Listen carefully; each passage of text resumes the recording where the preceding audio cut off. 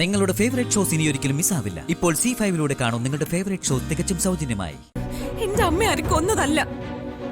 അച്ഛനോട് വെറുതെ വഴക്കിട്ട് ആത്മഹത്യ ഭീഷണി മുഴക്കി ഫ്ലാറ്റിന്റെ മുകളിൽ കയറിയപ്പോ കാല് തെറ്റി നിലത്തേക്ക് വീണ് മരിച്ചതാ. ഞാൻ നോക്കി നിൽക്കുമ്പോഴാ സംഭവം. ഞാൻ ദൃക്സാക്ഷിയാ. ഏത് കോടതി വേണമെങ്കിലും ഞാനിത് പറയാം.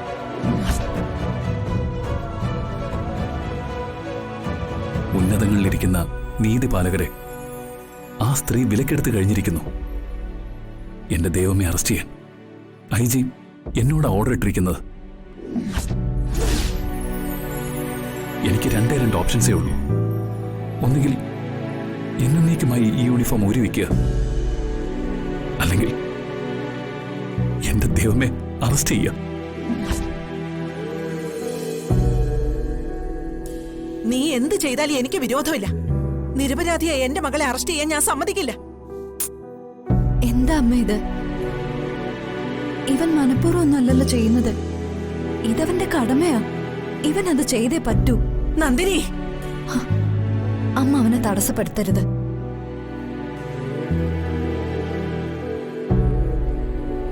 IG ഓർഡർ അമ്മേ, എനിക്കത് നടപ്പിലാക്കിയേ പറ്റൂ.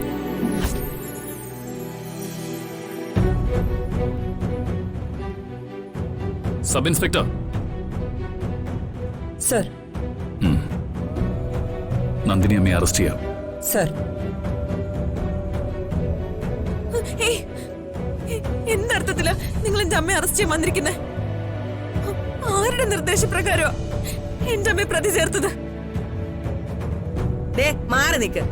നീ എന്തിനാ അവരുടെ ഡ്യൂട്ടി തടസ്സപ്പെടുത്തുന്നത്? അവള് ചോദിക്കുന്നത് ന്യായമല്ലേ? ഓ, സാവിത്രി ചേച്ചിയുടെ ഈ സന്തോഷം ഞാൻ അറിഞ്ഞില്ല.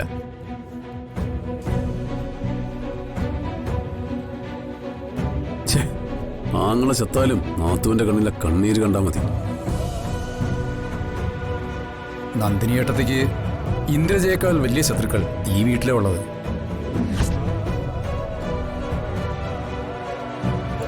നിങ്ങൾ ദൈവമേ കൊണ്ടുപോരുത്.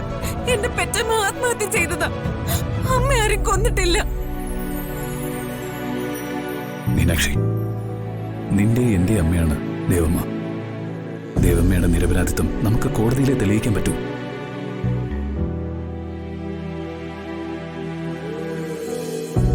ഇപ്പൊ അറസ്റ്റ് ചെയ്യാതിരിക്കാൻ നിർവാഹമില്ല.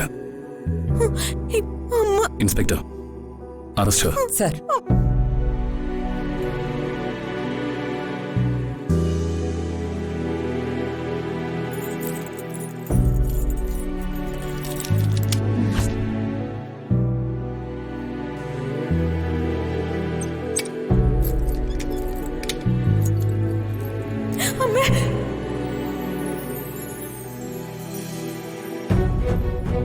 ഈ ഒരു രംഗം കാണണമെന്ന് എന്റെ ഒരു സ്വപ്നമായിരുന്നു. സാക്ഷാത്കരിച്ചല്ലോ ആ സ്വപ്നം.